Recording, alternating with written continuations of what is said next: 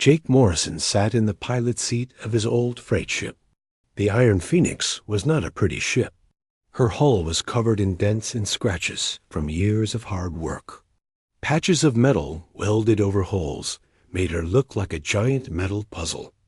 But she was tough, and she was his dot. The ship moved slowly through the Kepler belt.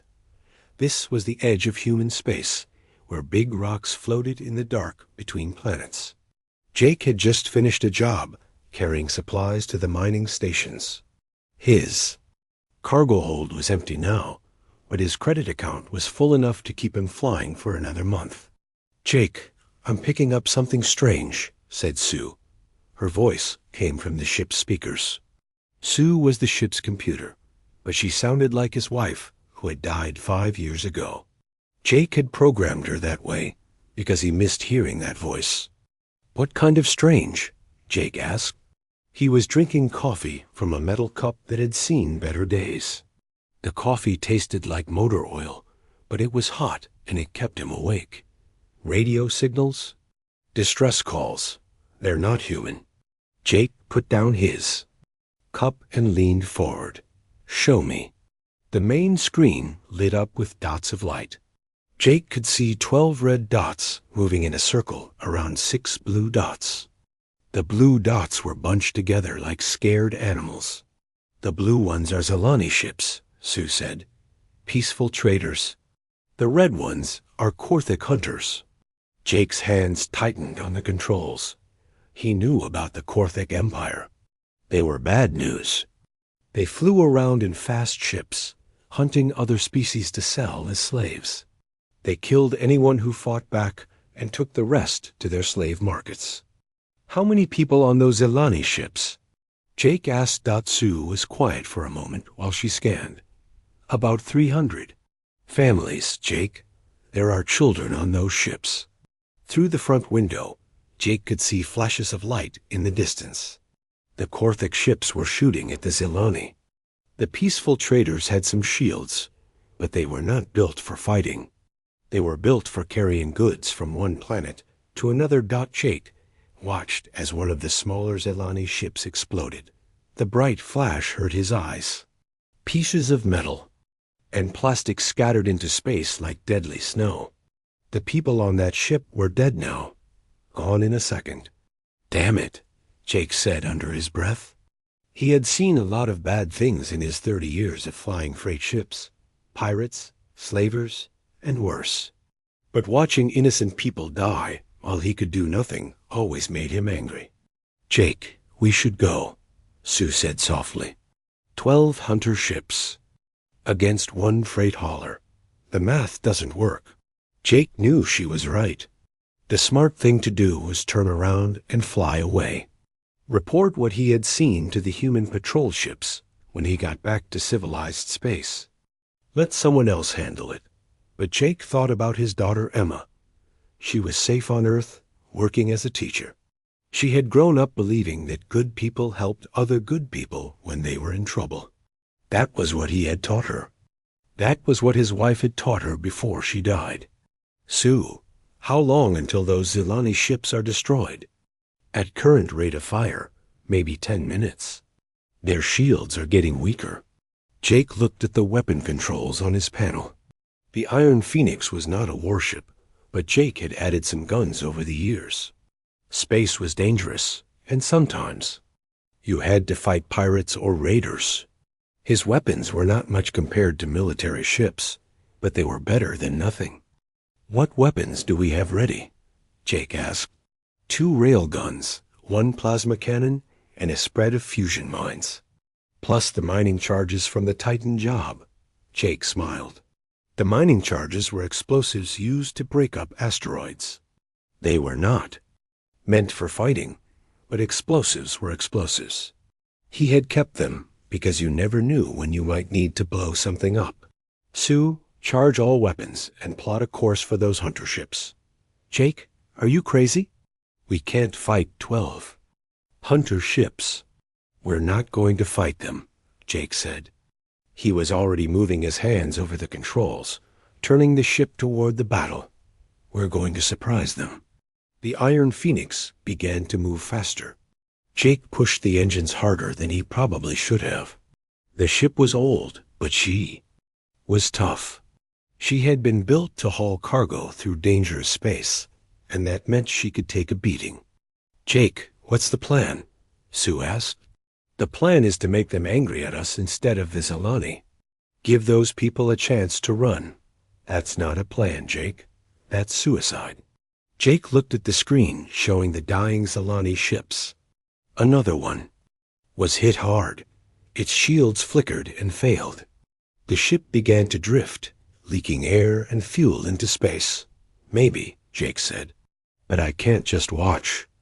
Emma would be ashamed of me if I ran away when people needed help. Emma would rather have a living father than a dead hero." Jake thought about that. Sue was probably right. Emma would want him to come home safe. But she had also learned from him that some things were more important than being safe. Protecting innocent people was one of those things. "Sue, Emma is going to be proud of her old man today, one way or another." The Iron Phoenix flew toward the battle. Jake could see the hunter ships more clearly now. They were sleek and fast, built for killing. They moved around the Zilani ships like sharks around wounded fish. "Incoming message from the lead hunter ship," Sue said. "Let me hear it." A rough voice filled the cockpit. The alien spoke in broken human words. "Human ship, turn away or die. This is Korthit business." Jake picked up the radio microphone. "This is Captain Morrison of the Iron Phoenix. Those people under your guns are under my protection now." There was silence for a moment. Then the alien voice came back, and Jake could hear laughter in it. "One human ship protects 6 Zilani ships? You are funny, human. We will kill you first, then finish our hunting." Jake turned off the radio. "Sue, are we in range yet?" "Almost." "Jake, are you sure about this?" Jake thought about his wife, who had died trying to save people in a hospital fire. He thought about his daughter, who taught children to be kind and brave. He thought about the families on those Zilani ships, watching death come for them. "I'm sure," he said. "Time to show these hunters what humans do when innocent people are in danger." The Iron Phoenix flew toward the 12 hunter ships. Jake Morrison was scared, but he was also angry. And sometimes angry was better than scared. War leader Thax stood on the bridge of his hunter ship. He was tall and thin, with 4 arms and skin like dark leather. His teeth were sharp, and his eyes were yellow like a cat's. He had been hunting other species for 20 years, and he was good at it. "War leader," said one of his officers, "the human ship is getting closer. Should we destroy it now?" Thax looked at the screen, showing the single human freight ship. It was old and ugly, covered in metal patches.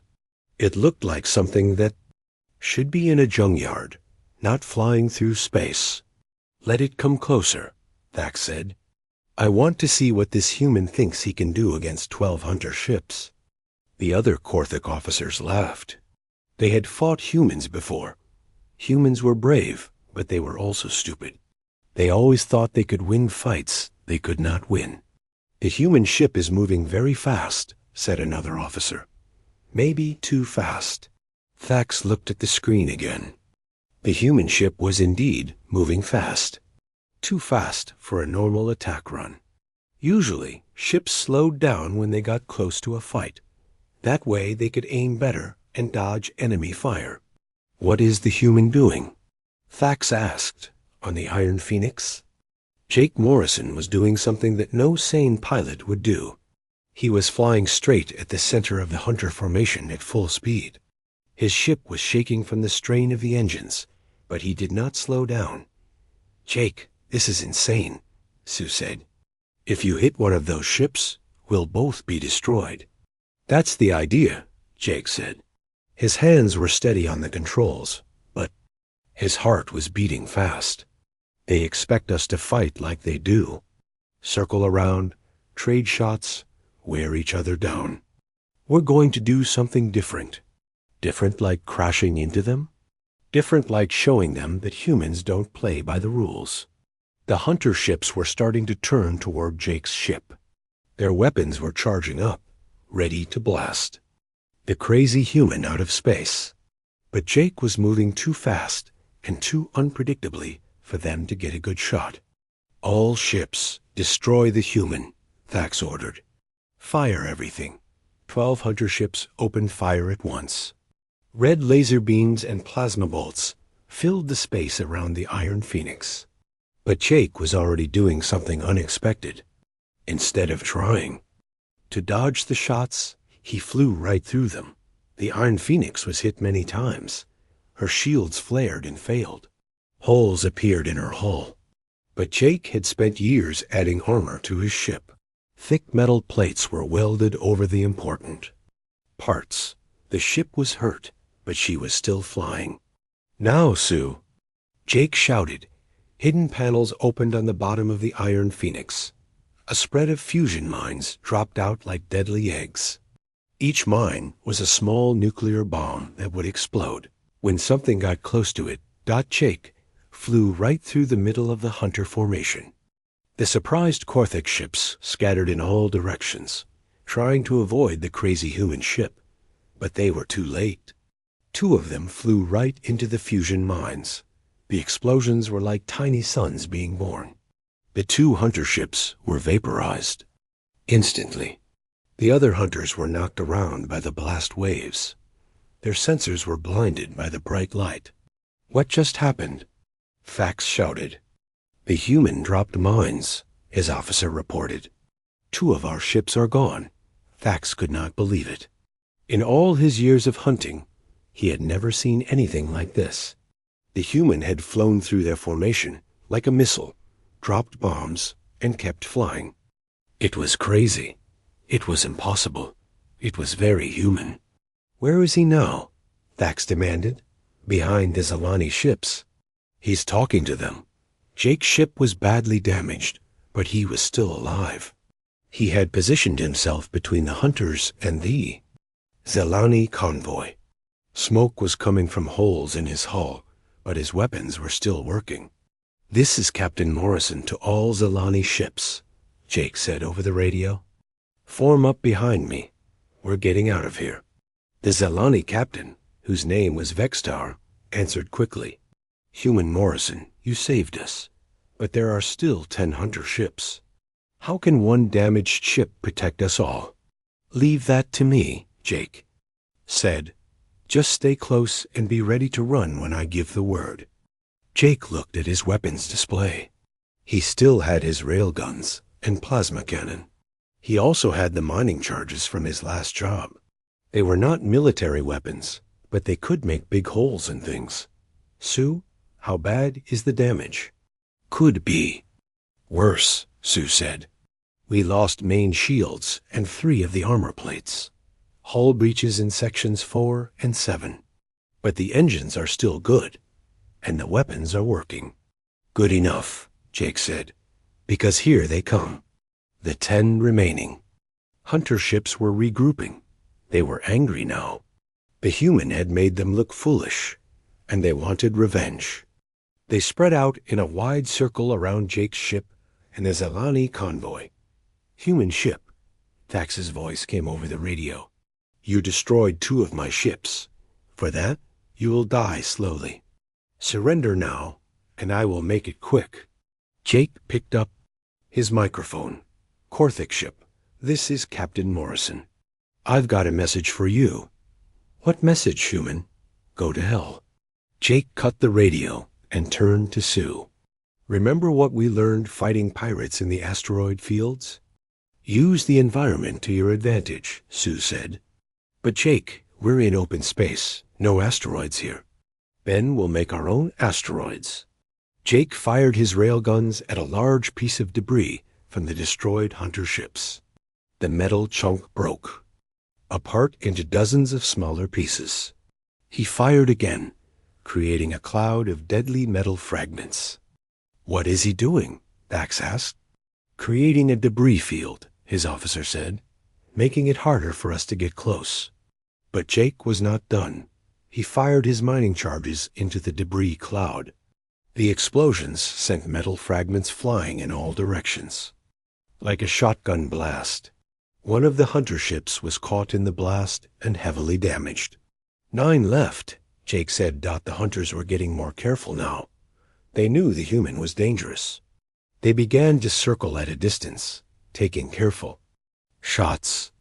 Jake's ship was hit again and again. More holes appeared in his hull. Jake, we can't take much more of this, Sue said. We don't have to, Jake said. We just have to give the Zalani time to charge their jump drives. The Zalani ships were preparing to escape. Their jump drives were powering up, but it would take several minutes. Jake had to keep the hunters busy until then. All ships, concentrate fire on the human, Thax ordered. I want him dead. The remaining hunter ships focused all their weapons on the Iron Phoenix. The old freight ship was tough, but she was not built for this kind of punishment. Her armor was failing, and her weapons were being damaged. Jump drives at 50%, reported Vexstar. Jake's ship shuddered as another plasma bolt hit her. Sparks flew from damaged circuits. The lights flickered on and off. We're losing power, Sue said. Life support is failing. Jake looked at the tactical display. The hunters were closing in, sensing victory, but they had made a mistake. They were all focused on his ship, and they had gotten close together. Sue, do we still have the antimatter lance? Yes, but it's only got 1 shot left. And Jake, if we use it at this range ... I know, Jake said. Do it. A hidden panel on the Iron Phoenix opened. A long, thin weapon emerged. It was an antimatter lance, a weapon that could cut through anything. Jake had bought it from a military surplus dealer and hidden it on his ship. The lance fired a beam of pure energy. It cut through 2 hunter ships like they were made of paper. The ships exploded in brilliant flashes of light. 7 left, Jake said, but the effort had cost him. The antimatter lance had used most of his remaining power. His ship was dying, and the hunters were still coming. Jump drives at 75%, Vexstar reported. Jake looked at his weapons display. He still had a few tricks left. He opened a channel to the Zalani ships. When your jump drives hit 90%, start running. Don't wait for me. Human Morrison, we will not abandon you, Vexstar said. Double quotes. Yes, you will, Jake said. That's an order. Get those families to safety. The hunters were closing in for the kill. Jake Morrison was one man in a dying ship, facing 7 enemies. But he was not done fighting yet. The 7 remaining hunter ships moved closer to Jake's damaged ship. War leader Thax was angry. The human had destroyed 5 of his ships and made him look weak in front of his crew.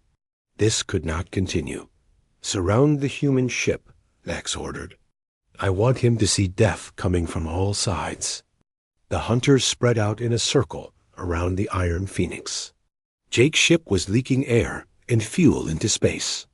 Pieces of armor floated away like metal leaves. The ship looked like it was dying. Human, Thax said over the radio, you have fought. Well, but now you die. Your ship is broken, and you are alone. Jake did not answer. He was busy working at his control panel.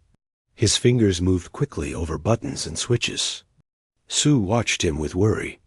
Jake, what are you doing? Something they won't expect, Jake said. Sue, remember when we upgraded the ship last year? All those hidden compartments we added? You said they were for smuggling emergency supplies. Lead. Suddenly, panels all over the Iron Phoenix began to slide open. Hidden weapon ports appeared on the top, bottom, and sides of the ship. Missile tubes, laser cannons, and railguns emerged from secret compartments. The hunter ship stopped, moving. Their crews stared in shock at the transformation. The beaten-up freight ship had become a floating fortress covered in weapons. Impossible. Thax whispered. Freight ships don't carry that many weapons. This one does, Jake said into his radio. Sue, light them up. The Iron Phoenix opened fire with everything she had. Missiles streaked toward the hunter ships. Laser beams cut through space. Railgun rounds moved too fast to see. The freight ship had become a weapon of war. One hunter ship exploded immediately. Its pilot had no time to dodge the missile that hit it. Another ship was cut in half by a laser beam. Metal pieces scattered in all directions. 5 left, Jake said. The remaining hunters scattered, trying to get away from the sudden storm of weapons fire. But Jake was not done surprising them. He fired his engines at full power and rammed into the nearest hunter ship. The collision was tremendous. Both ships were damaged, but the Iron Phoenix was built like a tank. The hunter ship was built for speed, not for taking hits. It broke apart under the impact. 4 left, Jake said. Blood was running down his face from where he had hit the control panel during the crash. Jake, you're hurt, Sue said. I'm fine, Jake said, though he was not. His ribs hurt, and he was having trouble breathing. But there were still 4 hunter ships out there, and the Zilani were not safe yet. War leader Thax was in shock. Half his hunting fleet was gone, destroyed by one human in an old freight ship. This was impossible. Humans were not supposed to be this dangerous. All ships attack together, Thax ordered. Kill the human now. The 4 remaining hunters came at Jake from different directions. Their weapons fired again and again. The Iron Phoenix was hit hard. More holes appeared in her hull. Sparks flew from damaged systems. Hull breach in Section 3, Sue reported. Life support failing in Sections 5 and 6. Jake's ship was dying, but he was still fighting. He turned toward the nearest hunter and fired his remaining missiles. The hunter tried to dodge, but 2 missiles hit it. The ship exploded in a ball of fire. 3 left, Jake said, but the effort had cost him. Most of his weapons were damaged or out of ammunition. His ship was falling apart around him. The hunters were closing in for the kill. Jump drives at 85%, Vextar reported from the Zilani convoy. Jake looked at his tactical display. The 3 remaining hunters were being more careful now. They stayed far away and took shots at his ship. They knew he was dangerous. Close, so they were not going to get close. Sue, what weapons do we have left? 1 railgun and the mining charges. That's all. Jake thought about the mining charges. They were explosives meant for breaking up asteroids. They were not very accurate, but they made big explosions. Maybe he could use them somehow. Sue, can you rig the mining charges to explode all at once? Yes, but that would destroy our ship too. The explosion would be huge. How huge? Big enough to take out anything within 5 kilometers. Jake looked at the tactical display again. The 3 hunters were staying about 3 kilometers away from him. If he could get them to come closer. Human ship, Thax said over the radio. Your ship is dying. Surrender now, and I will let the Zilani go. Jake picked up his microphone. Korthik's ship, I've got a better idea. How about you come over here and take me? You think I am stupid, human. I know you have tricks. No tricks left, Jake said. My ship is falling apart. I've got no weapons left except 1 rail gun. Come and get me. Jake was lying, of course, but he made his voice sound weak and tired. He wanted the hunters to think he was beaten. Jump drives at 90%, Vextar reported. Go now, Jake told the Zilani. Get out of here. Human Morrison, we cannot leave you. Yes, you can. That's an order. Get those families to safety. The Zilani ships began to move away. There. Jump drives were charging up for the escape to hyperspace. But they would need a few more minutes to be ready. Thax watched the Zilani ships preparing to escape. He had to stop them. But the human ship was still dangerous. He made a decision. All ships, attack the human together. Get in close and finish him. Don't let him escape. The 3 hunter ships came at Jake from different directions. They moved fast, firing their weapons. Jake's ship was hit again and again. Systems failed all around him. They're at 2 kilometers, Sue said. 1.5. 1 kilometer. Jake waited. The hunters were getting closer. His ship was shaking apart, but he held on. He had to time this perfectly. Hull breach in the main compartment, Sue said. Jake, we're losing atmosphere. Jake could hear the air hissing out of his ship. His ears were popping from the pressure. Change. The hunters were almost close enough. 800 meters, Sue said. 700. Jake's hand moved to the detonation switch for the mining charges. The hunters were close enough now. But if he used the charges, he would die too. There would be no escape. 500 meters, Sue said. Jake, if you're going to do this ... I know, Jake said. He thought about his daughter Emma. She was safe on Earth, teaching children to be good people. She would be sad when she learned what happened to him, but she would also be proud. He had saved innocent lives. 400 meters, Sue said. Jake looked at the screen showing the Zilani ships. They were almost ready to jump to hyperspace. Almost safe. 300 meters, Sue said. The hunters were close enough now. Jake could see their weapons charging up for the killing shots. In a few seconds, they would destroy his ship and then chase down the Zilani. Jake, Sue said softly, it's been an honor flying with you. The honor was mine, Sue, Jake said. Take care of yourself. I'm part of the ship, Jake. Where you go, I go. Jake smiled, even though he was scared. He was not alone. Sue was with him, and somewhere in the galaxy, his daughter would remember him as a man who did the right thing. The hunters fired their weapons. Plasma bolts and laser beams hit the Iron Phoenix. The ship shuddered and began to break apart. But Jake was not done fighting yet. For Emma, he said, and reached for the detonation switch. Jake's hand stopped just above the detonation switch. The 3 hunter ships were closing in fast, their weapons ready to finish him. But something made him pause. Sue, if I blow up the mining charges now, will it hurt the Zilani ships? There. Far enough away to be safe from the explosion, Sue said. But Jake, once you do this, there's no going back. Jake looked at the tactical display. The Zilani ships were moving away quickly, their jump drives almost ready. Captain Vexstar was trying to save his people, just like Jake was trying to save them. Jump drives at 95%, came Vexstar's voice over the radio. The 3 hunter ships were less than 200 meters away now. Jake could see the alien faces through their ship windows. War leader Thax was in the lead ship, his yellow eyes full of anger and hate. Finish the human, Thax ordered his ships.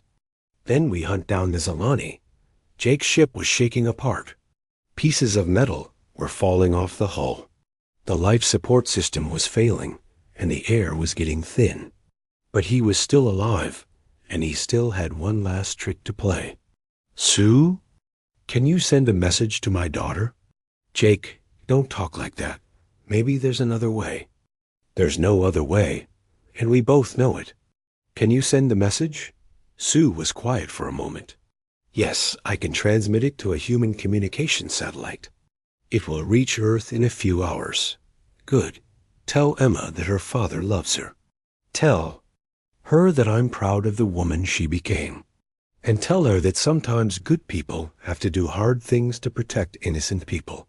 I'll tell her, Jake. Jake's hand moved closer to the detonation switch. The hunter ships were almost on top of him now. Their weapons were charging up for the final shots. But then something unexpected happened. The Zilani ships did not jump to hyperspace.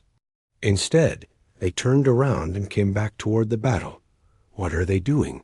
Jake asked. Human Narration. Vexstar's voice came over the radio. The Zelani do not abandon friends. We are coming to help. No. Jake shouted into his microphone. Get out of here. Save your families. We cannot leave you to die alone, Vexstar said. You saved us. Now we save you.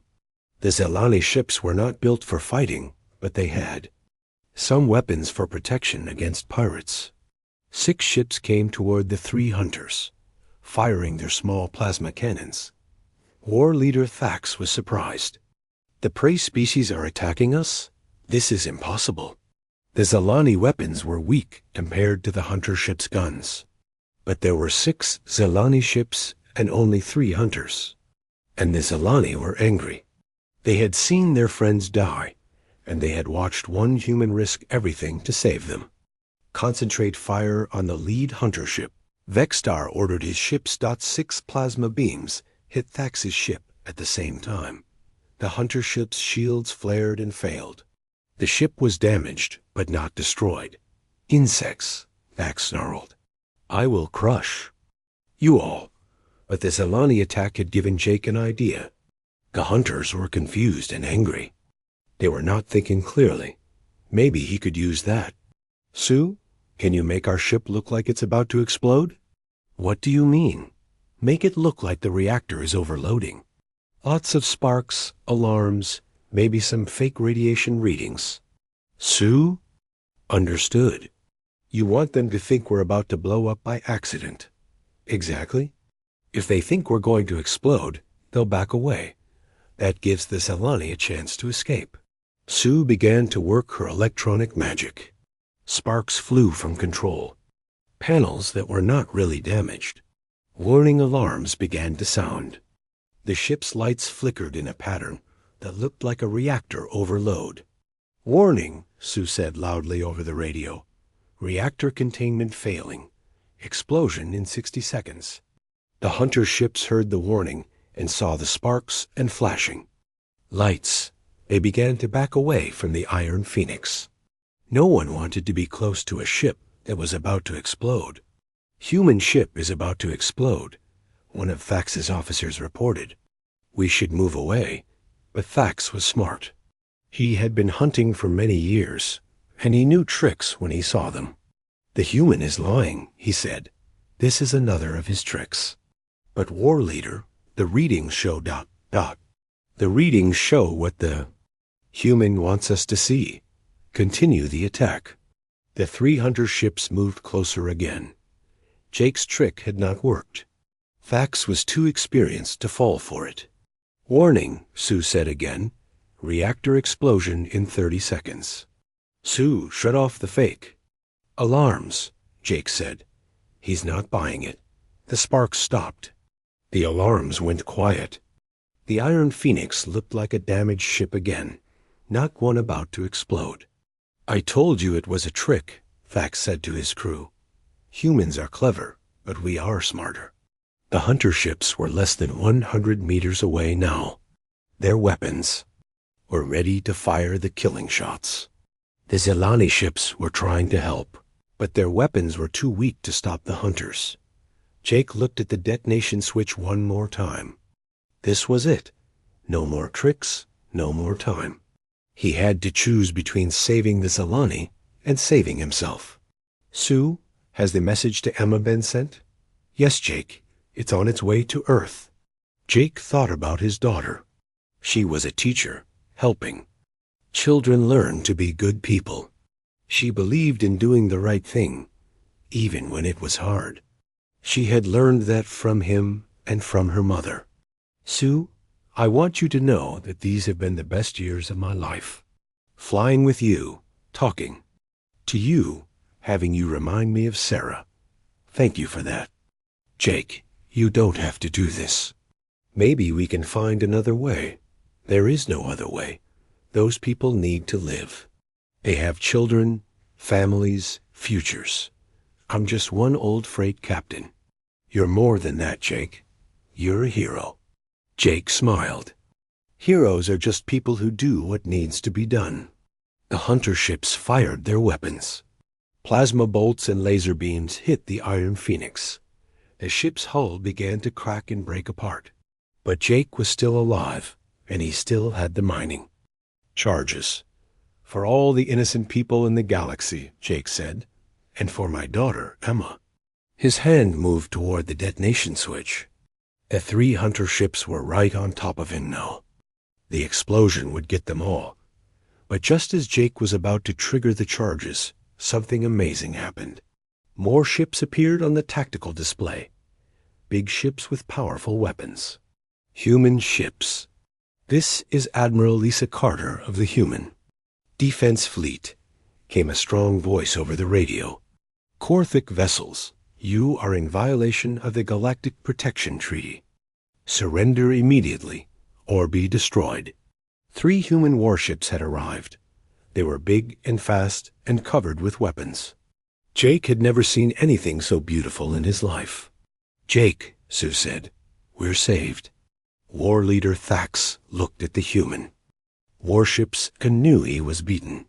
His 3 damaged ships could not fight 3 fresh human warships.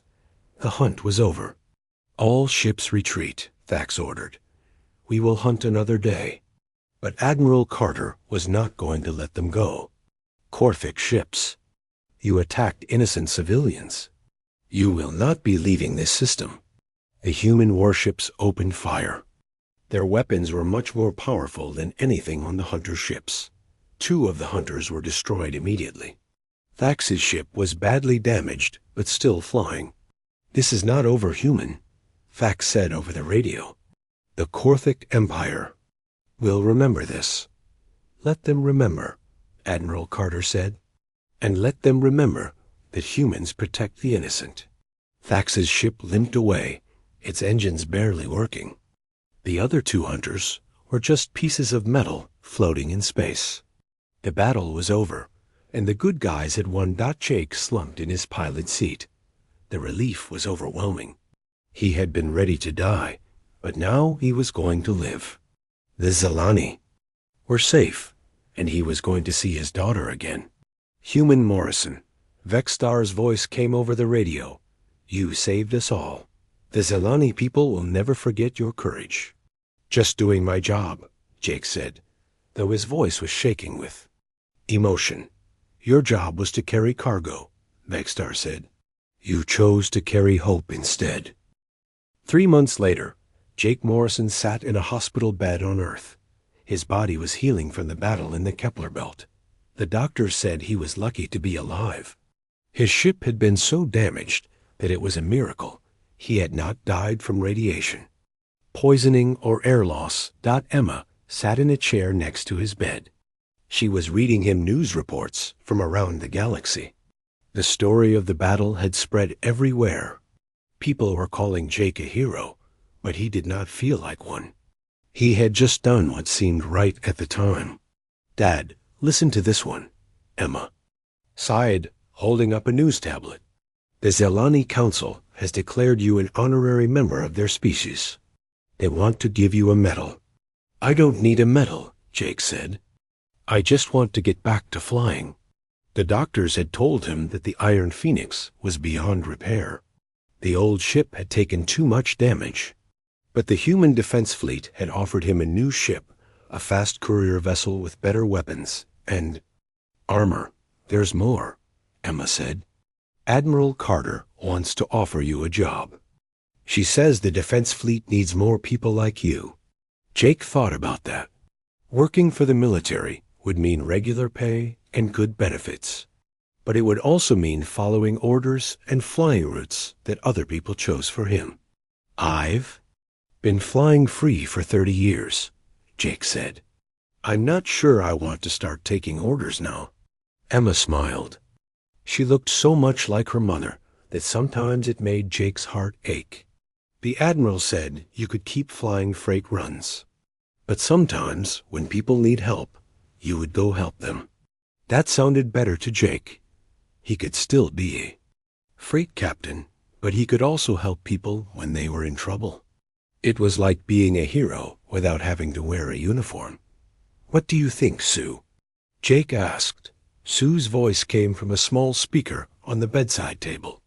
The doctors had saved her memory core from the Iron Phoenix and put it in a portable unit. I think it sounds like an adventure, Jake, and we're good at adventures. A knock on the door interrupted them. Captain Vextar entered the room. The Zalani looked different from humans, with blue skin and large eyes, but his expression was kind. "Human Morrison," Vextar said, "I hope you are feeling better." "Much better, thanks to you," Jake said. "How are your people doing?" "They are well. All the families made it home safely. The children ask about you often. They want to know when the brave human is coming to visit." Jake smiled. "Maybe when I get a new ship, I'll take a cargo run to Zalani space." "You would be most welcome," Vextar said.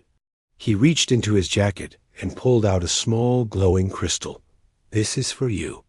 It is a Zalani friendship stone.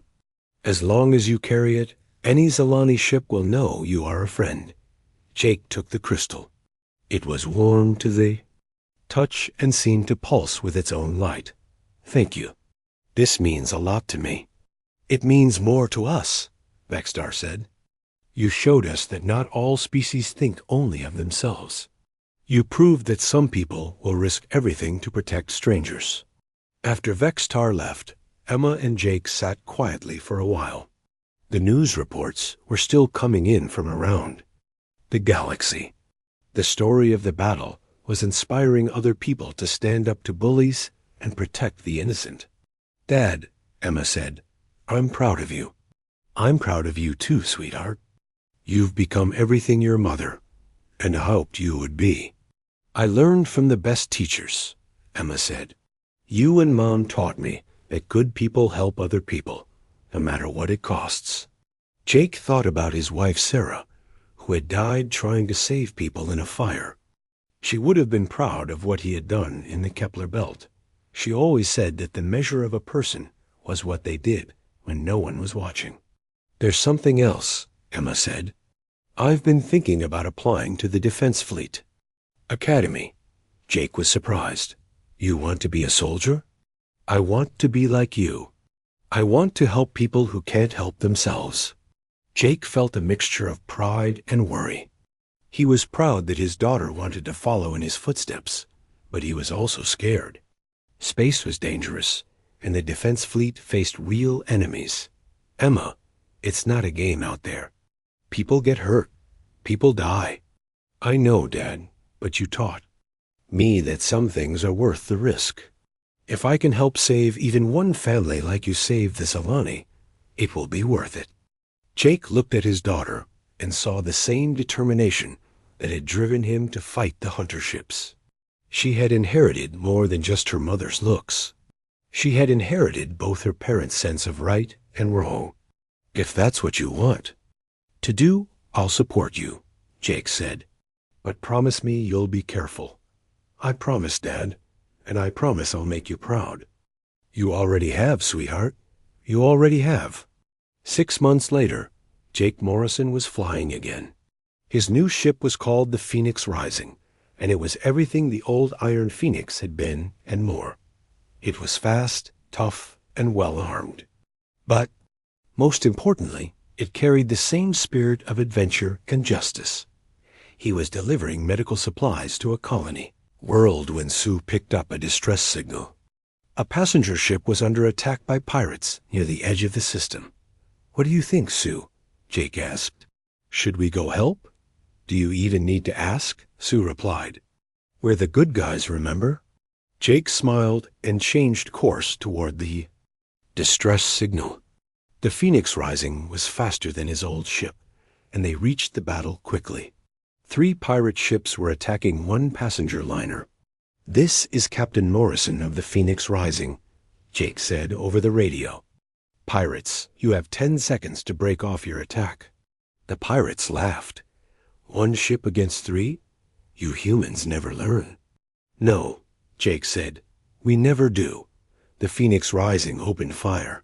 The new ship's weapons were military grade, much better than what Jake had carried on the Iron Phoenix. 1 pirate ship was destroyed immediately. The other two decided that discretion was the better part of valor and ran away. "Thank you, Captain Morrison," said the passenger ship's captain. "You saved 300 lives today. Just doing my job," Jake said. But it was more than a job now. It was a calling. Jake Morrison had become exactly what the galaxy needed: a guardian angel with a fast ship and a good heart. The story of Captain Morrison and the Iron Phoenix spread throughout human space and beyond. Young people signed up for the defense fleet in record numbers, inspired by the tale of one man who had stood against impossible odds to protect innocent lives. Emma Morrison graduated from the Defense Fleet Academy with honors. She was assigned to a patrol ship that protected trade routes from pirates and slavers. She carried her father's example with her wherever she went. Years passed, and Jake Morrison became a legend. Other freight captains started following his example, helping people in trouble and standing up to bullies. The galaxy became a little bit safer because one man had decided that doing the right thing was more important than staying safe. War leader Thax, the only survivor of the original Hunter fleet, eventually found himself facing another human ship. This time, he chose to retreat rather than fight. The humans had shown him that they were not just brave, but dangerous. They fought not just for themselves, but for anyone who needed protection. The Korthik Empire issued new orders to all their hunters: avoid human ships whenever possible. The humans had proven that they would not stand by and watch innocent people suffer. And in a small cafe on Earth, an old man sat with his granddaughter, telling her the story of her grandfather, Captain Jake Morrison. The little girl listened with wide eyes as she heard about the brave man who had flown his ship into danger to save people he had never met. "Grandpa Jake was a hero," the old man said. "What's a hero, great-grandpa?" the little girl asked. The old man smiled. "A hero is someone who does the right thing, even when it's hard, even when it's scary, even when they might get hurt." Will I be a hero someday? If you remember what your great-grandfather taught us, you already are. The story of the Iron Phoenix had become more than just a tale of one battle. It had become a symbol of what humans could be at their best: protectors of the innocent, defenders of the weak, and guardians of hope in a dark galaxy. And somewhere in space, Captain Jake Morrison continued to fly his trade routes, always ready to help when help was needed, because that's what humans do. They carry fire in their hearts, and they share that fire with anyone who needs light in the darkness.